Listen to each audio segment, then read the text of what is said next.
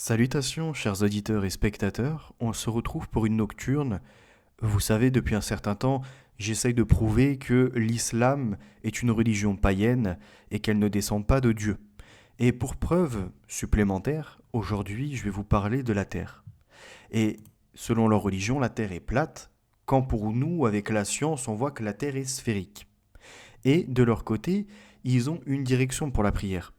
Ils n'ont pas deux possibilités est-ouest, nord-sud. C'est une seule direction qu'il aurait proposée. Et National Geographic revient sur la Terre en nous disant on sait qu'elle est sphérique depuis l'Antiquité. Si la théorie de la Terre plate semble convaincre de plus en plus de gens, elle n'aurait pas eu la même résonance durant l'Antiquité ou le Moyen Âge. Nous concevons la Terre comme une sphère depuis très longtemps. Or, ronde, en forme de poire, peu importe, mais en tout cas en mouvement et non plate. Et là, on a Galilée, Copernic, Kepler, Newton et d'autres astronomes encore qui ont marqué l'histoire de l'astronomie. Pourtant, l'une des plus grandes découvertes sur la sphéricité de notre planète est antérieure à notre ère. On conçoit la Terre comme une sphère depuis l'Antiquité, avance François Narocki, conservateur en chef de la bibliothèque Sainte-Geneviève. Plus loin, on voit Pythagore et Aristote comme premiers témoins. L'idée que les hommes ont d'abord imaginé la Terre comme un corps plat est largement répandue. C'est pourtant sans compter les connaissances empiriques avancées en géométrie et en astronomie que les Égyptiens ou les Grecs avaient acquis à force d'observation et d'expérimentation. Tout d'abord, la Terre a été déclarée sphérique au monde grec dans le milieu pythagoricien du 5e ou 6e siècle avant notre ère, explique Régis Morelon, enseignant-chercheur de l'université Paris Diderot au laboratoire Sciences, Philosophie et Histoire. Donc après, je vous laisserai découvrir par vous-même la suite de l'article et on va s'intéresser à ce que leur Coran dit, notamment Coran, sourate 71, verset 19, et c'est Allah qui vous a fait de la terre un tapis. Donc un tapis, c'est quelque chose de plat. Ou encore, Coran, sourate 78, verset 6, n'avons-nous pas fait de la terre une couche? Ou Coran, donc sourate 15, verset 19, et quant à la terre, nous l'avons étalée et avons placé des montagnes immobiles et y avons fait pousser toutes choses harmonieusement proportionnées. Fin de citation, il y a encore bien d'autres choses qui peuvent accompagner. C'est pourquoi ces gens ont des sites, des références pour avoir une direction de prière. Ils n'en ont qu'une. Je me suis mis par exemple en Algérie. Donc en Algérie, vous voyez, c'est en direction de l'Est. Eux, selon leur conception du monde plat, si par exemple on est en Chine, on prie à l'Ouest. Or, nous qui aujourd'hui avons la science, la possibilité de voyager, contrairement à une époque reculée où prendre un bateau était très compliqué et l'aviation n'existait pas. Je peux mettre n'importe qui au défi de partir de l'Algérie, d'aller vers l'Est, d'arriver en Arabie Saoudite. Mais je peux aussi vous valider qu'on peut partir de l'Algérie, je prie ce pays, mais on pourrait en prendre un autre. On pourrait prendre le Niger ou même on pourrait prendre l'Amérique. Et de partir en direction de l'Ouest,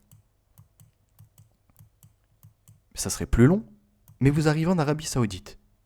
Et on peut faire comme ça le chemin pour bien d'autres choses. Partir de la France, donc là on est sur le sud-est, à peu près, sud-est, et de faire la même chose, mais de partir dans le nord-ouest. Donc si on part dans le nord-ouest, qu'on passerait par le Groenland par exemple, alors attendez, parce que du coup ça va me ramener en fait en bas, leurs maps sont pas forcément très interactives, ça me ramènerait et à nouveau à l'Arabie Saoudite.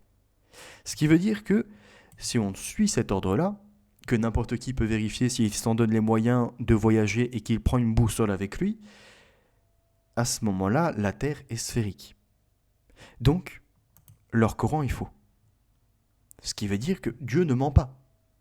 Et que ce qui se situe dedans n'est pas de Dieu, mais d'un bédouin qui a appris des cultures diverses et peut-être qu'au moment où il s'est renseigné sur la Terre, il a entendu des échos comme quoi les gens s'étaient peut-être trompés sur la sphéricité et qu'elle était plate.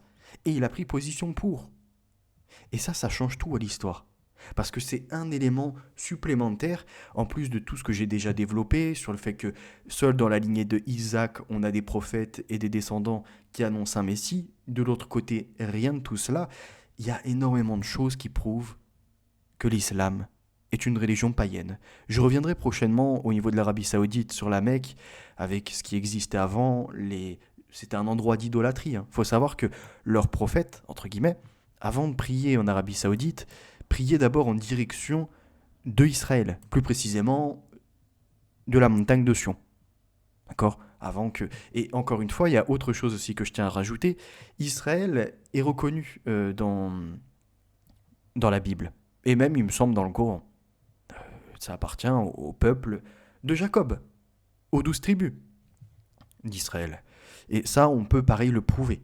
Ce n'est pas parce que dans des Bibles de 1900 ou même 1895 ou après, vous avez une carte, comme c'est le cas actuellement encore, et c'est écrit Palestine, que la Palestine a toujours existé. En fait, avant la Palestine, on avait l'ancien Israël, puisque l'Israël qui est écrit actuellement, lui est fait par les sionistes, ne mérite même pas de s'appeler Israël ici, voyez-vous.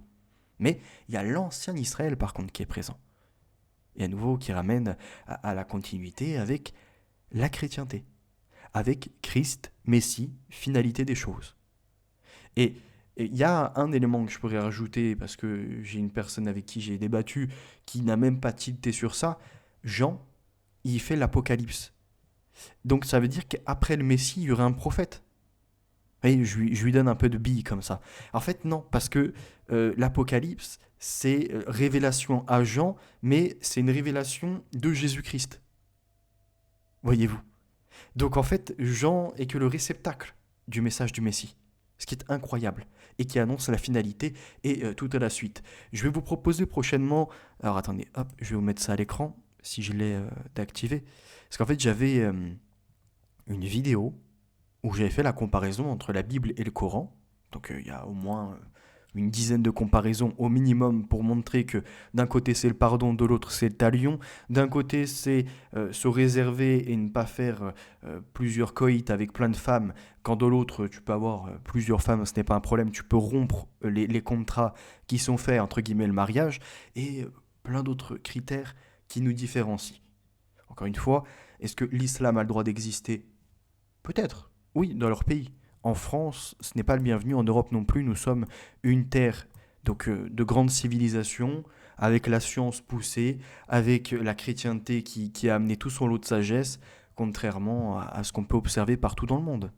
En tout cas, partout dans le monde, dans ce monde-là, quoi. Voyez-vous.